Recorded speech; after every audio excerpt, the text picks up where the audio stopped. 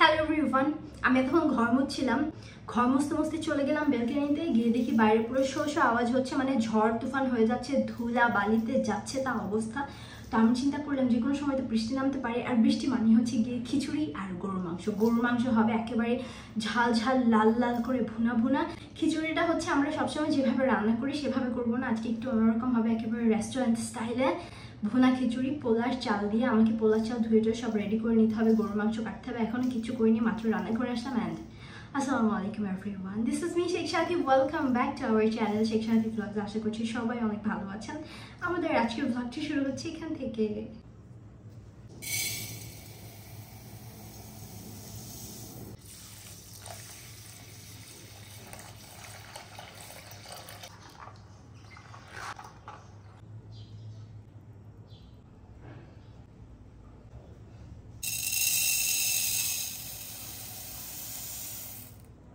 প্রথমে আমি আস্ত জিরা আর এলাচকে ভেজে নিলাম একটু হালকা করে। এটা হলো শেষে গরুর মাংস অ্যাড করবো। এটা আমার ভাজা হয়ে গেছে, তেল গরম হয়ে গেছে। আমি প্রথমে দেবো তেজপাতা, 2টা তেজপাতা নিয়ে নিয়েছি। তেজপাতাগুলোকে সুন্দর করে ছিঁড়ে এর মধ্যে দিয়ে দেবো। এখানে এলাচ নিয়েছি থেতো করা, আর হচ্ছে দিচ্ছি দারুচিনি। প্রথমে একটুখানি নাড়াচাড়া করে, আজকে হচ্ছে মশলা কষানোর পরে যে গরুর মাংসটা রান্না করা হয় ওইটা করবো। এখানে আছে হচ্ছে পেঁয়াজ কুচি, এখন দেবো পেঁয়াজ কুচি। বিসমিল্লাহ। হুট করে রান্না করতে এসেছি, যার জন্য কোনো কিছু সেভাবে গোছানো নেই। আমি এখন দেব হচ্ছে রসুন বাটা, এখন দেব আদা বাটা।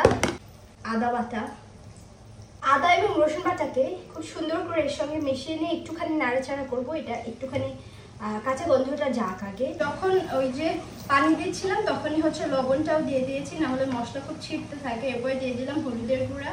আজকে তো আগেই বলেছি আজকে পুরো ঝাল ঝাল করে রান্না হবে, বাস এতটুকু। হলুদ এবং মরিচের গুঁড়া সুন্দর করে নাড়াচাড়া করে দিলাম। ধনিয়ার জিরা দিয়ে দিলাম। এখন সুন্দর করে এটাকে নাড়াচাড়া করবো। এখানে আরেকটু পানি দিতে হবে। এখন কয়েকটি গোলমরিচ দিয়ে দিলাম। এখানে আছে একটা টমেটো, এটাকে কেটে রেখেছিলাম, এখন দিয়ে দেবো। এখন হচ্ছে এটাকে আমি বেশ কিছুক্ষণ সময় নিয়ে কষাবো। এখন সুন্দর করে মশলার সঙ্গে মিশিয়ে দেবো, তারপরে ঢাকা দিয়ে দেবো। গরুর মাংসটা আমার খুব সুন্দর করে কষানো শেষ।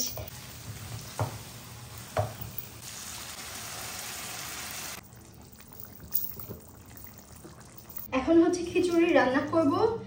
পোলার চাল হচ্ছে নিলাম, প্রথমে একটা তেজপাতা দেব ছিঁড়ে, একটা কালো এলাচ, 3টা সাদা এলাচ, দারুচিনি, কাঁচা মরিচ দেব 4টা, 2টা 3টা 4টা, হ্যাঁ। তারপরে দেব পেঁয়াজ কুচি, আদা বাটা দেব হচ্ছে অল্প, আধা চা চামচ, রসুন বাটা আধা চা চামচ। এখানে আমি নিয়েছি হচ্ছে ভাজা জিরার গুঁড়া, সেটাও দিয়ে দিলাম। হলুদের গুঁড়া আধা চা চামচ, মরিচের গুঁড়া দিচ্ছি 1 চা চামচ, গরম মশলার গুঁড়া 1 চা চামচ, গোলমরিচের গুঁড়া এটা দেবো আধা চা চামচ, হ্যাঁ। গোলমরিচের গুঁড়া দিয়ে দিলাম, লবণ দিয়ে দিলাম। রান্নাটা আমি করব সরিষার তেল দিয়ে, তো আমি সরিষার তেল দিয়ে দিলাম। সুন্দর করে মাখাবো, তবে আমি কিন্তু ডাল অ্যাড করিনি, ডালটা পরে দেবো। এটাই হচ্ছে এই রান্নাটার মজা। চাল এবং ডাল সবকিছু আস্তে আস্তে থাকবে, একদম ঝরঝরে ভুনা খিচুড়ি হবে। চালটাও আমি খুব হালকা করে মাখাবো যেন ভেঙে না যায়, সুন্দর করে মাখাচ্ছি। আমি চাল নিয়েছি হচ্ছে 1 কাপ। এই রান্নাটা সবচেয়ে বেশি মজা হয় যদি চালের তুলনায় ডালটা কম নেওয়া হয়। চালের 3 ভাগের 1 ভাগ হচ্ছে ডাল নেওয়া হবে, কিন্তু আমি 1 কাপ চাল দিয়েছি, আধা কাপ ডাল নিয়েছি, মসুরের ডাল। ডালটা একটু কম হলে একটু মজা হবে, কিন্তু আমি একটু বেশি করেই দিলাম। আমার চাল আর ডাল মিলে হচ্ছে 1.5 কাপ, তো আমি 3 কাপের একটু কম পানি দিয়েছি। এখন এটাকে চুলায় বসাবো। আমি হচ্ছে এখানে একদম ওত পেতে বসে আছি যে চালটা একটা বলক আসবে, সঙ্গে সঙ্গে আমি হচ্ছে ডালটাকে অ্যাড করব। এখন হচ্ছে ডাল দিয়ে দেবো।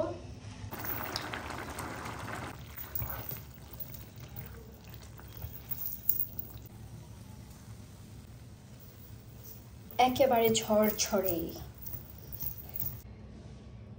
ওয়াও,